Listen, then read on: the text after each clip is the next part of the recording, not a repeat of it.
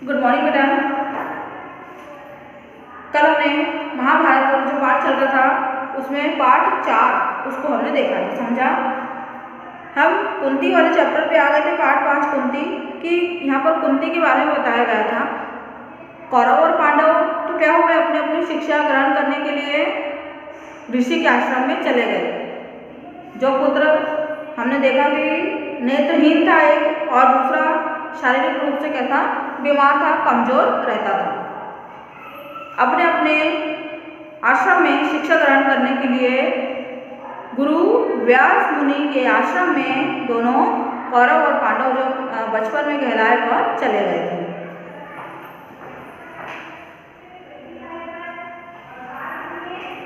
अब इसके आगे की जो कहानी है वो मैंने आपको बताया था कि कुंती जो थी वह कौन थी, श्री कृष्ण की बुआ थी। और कुंती के जो पिताजी थे कौन थे,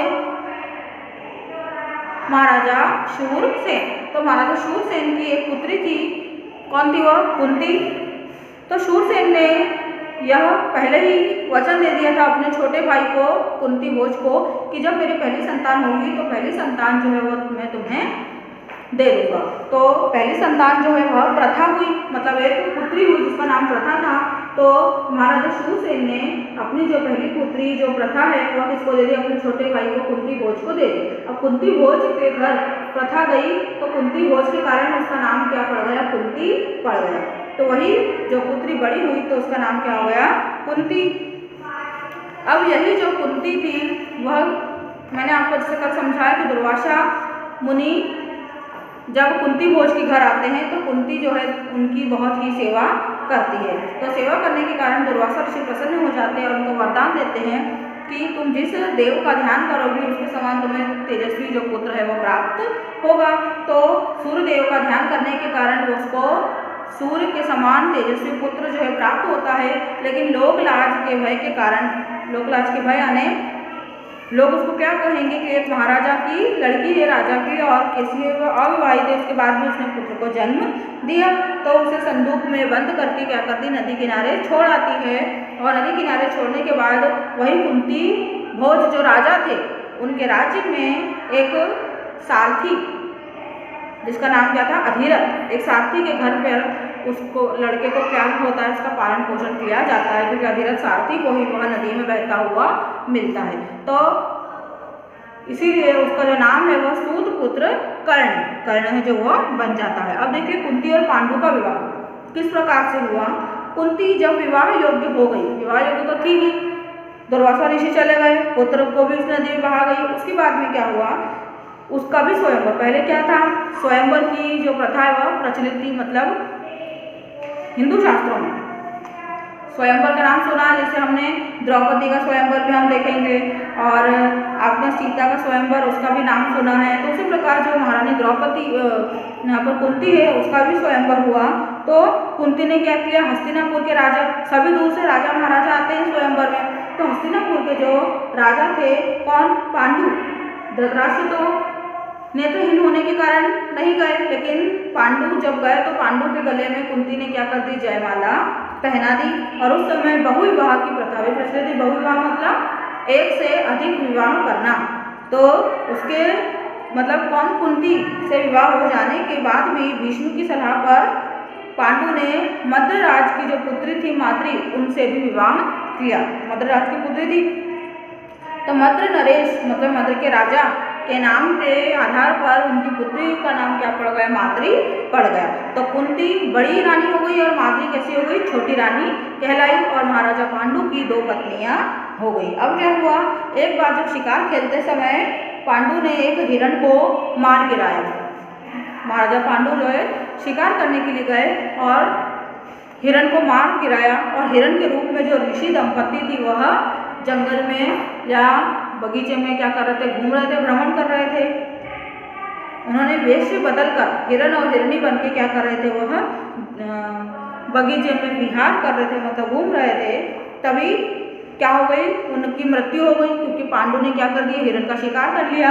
तो उस ऋषि ने श्राप दिया कि जब तुम भी अपनी पत्नियों के साथ कहीं भ्रमण करने के लिए निकलोगे, घूमने निकलोगे, तो तुम्हारी भी और तुम्हारी पत्नी की भी इसी तरीके से जो है मृत्यु हो जाएगी, ऐसा श्राप दे दिया।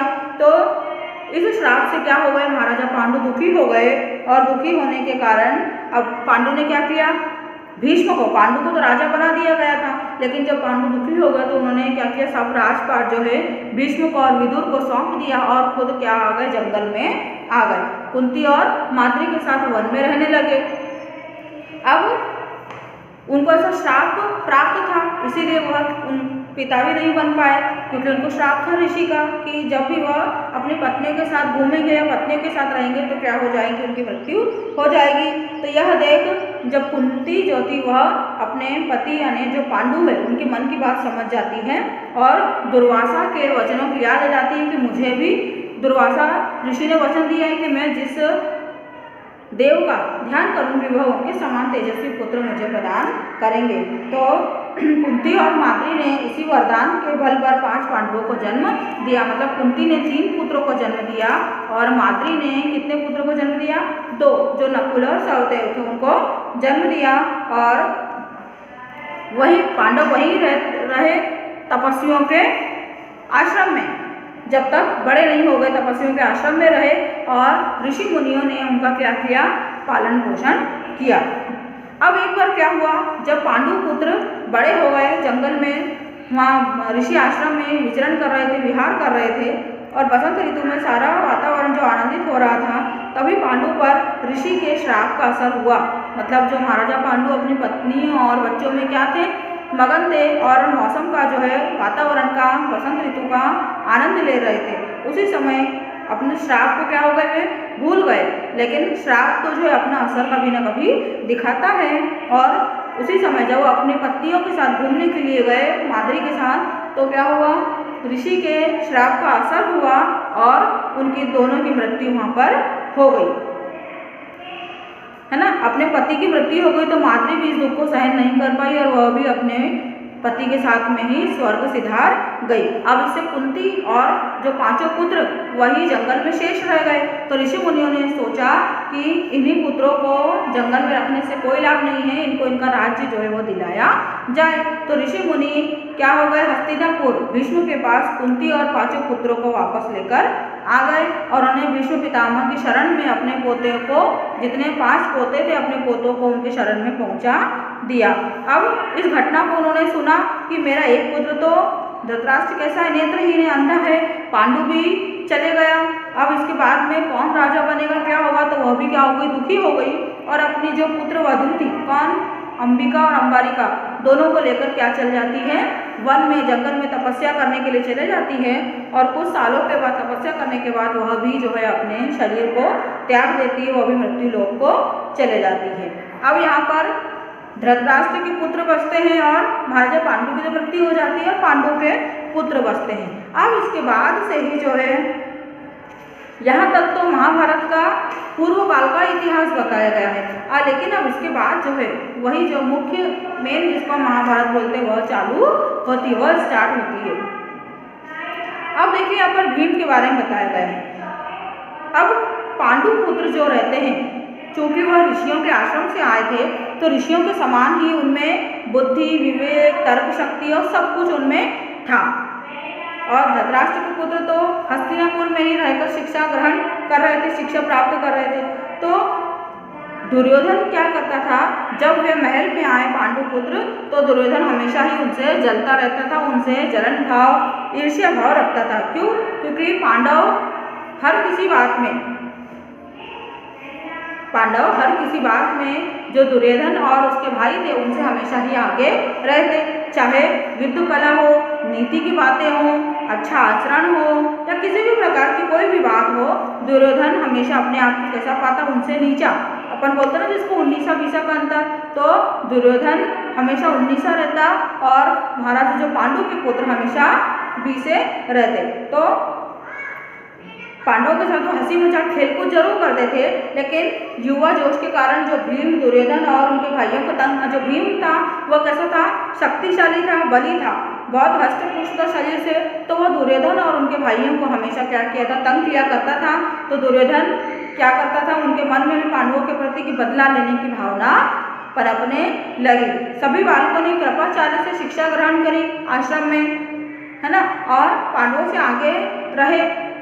अर्जुन तीर चलाने में, भीम गदा चलाने में, नकुल सहदेव तीर चलाने में और युधिष्ठिर जो थे बड़े वह नीति की बातों में पूरे दुर्योधन के जितने भाई थे 100 सभी से क्या हो गए, आगे निकल गए। और भीम और दुर्योधन की तो बिल्कुल भी नहीं पड़ती थी। लेकिन एक बार क्या हुआ कि दुर्योधन ने इसी बात से प्रेरणा ली और क्या किया, उसने सोचा कि मैं भीम को क्या कर दूं, पांडवों को मार गिराऊं तो पांडवों का नामो निशान नहीं बचेगा। तो वो एक दिन क्या होता है, भीम को ले जाता है और देखिए यहाँ पर जैसे दिया है, एक बार कौरवों ने भीम को गंगा में डुबोकर मारने का निश्चय किया। दुर्योधन और उसके जो भाई सब क्या कहलाए, कौरव कहलाए। तो उन्होंने गंगा नदी में भीम को डुबोकर मारने का निश्चय कर लिया कि भीम को गंगा नदी में डुबोकर मार दिया जाए।